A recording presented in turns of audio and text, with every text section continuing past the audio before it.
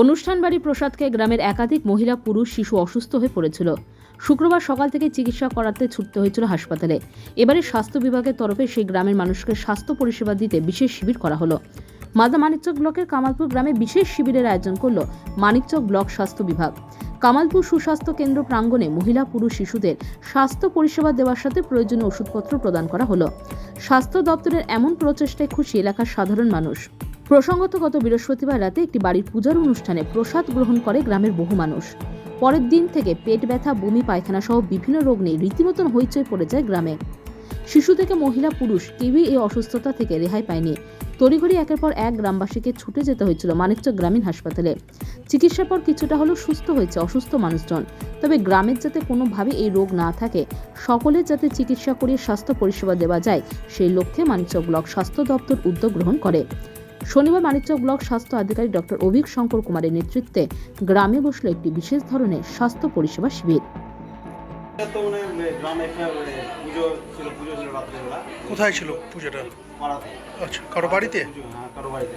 আচ্ছা, পুজোর প্রসাদ খেয়ে অনেকে অসুস্থ হয়ে গেছে, আমিও আছি তার মধ্যে। কতজন অসুস্থ হয়েছিল? মোটামুটি 20-25 জন বা 30 জন এরকম। কি ধরনের অসুস্থতা দেখা গেছিল?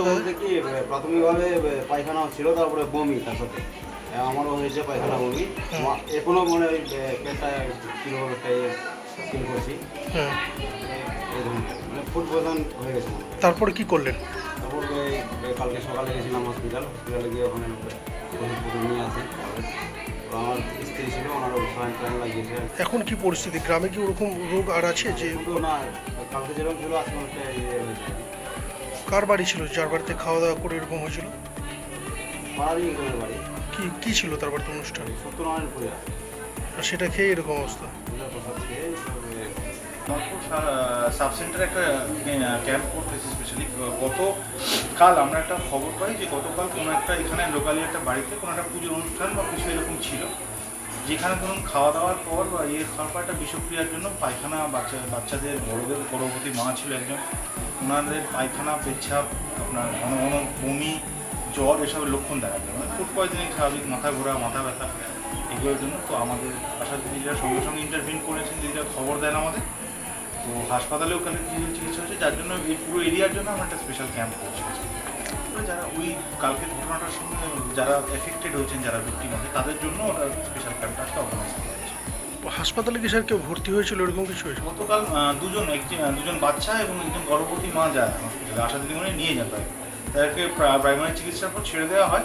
কারোরই খুব সংকটজনক অবস্থা ছিল না, যার জন্য আরও কেউ এখানে এফেক্টেড না, তার জন্য তাদের জন্য একটা স্পেশাল ক্যাম্প আছে করেছে, যাতে এটা এপিডেমিক না হয় বা অন্য কিছু না হয়, ডায়রিয়া যাতে না হয়।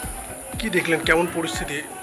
এখানে এখন আপাতত সিচুয়েশন আন্ডার কন্ট্রোল, কিন্তু সিমটমস এখনও কিছু কিছু আছে। তো সেগুলোর জন্য আমরা আজকে দেখে ওষুধপত্র যা প্রয়োজনীয় দেওয়ার দিলাম, যদি কোনো টেস্ট থাকে লিখে দিলাম, সমস্ত আমাদের ফ্রিতে দেওয়া।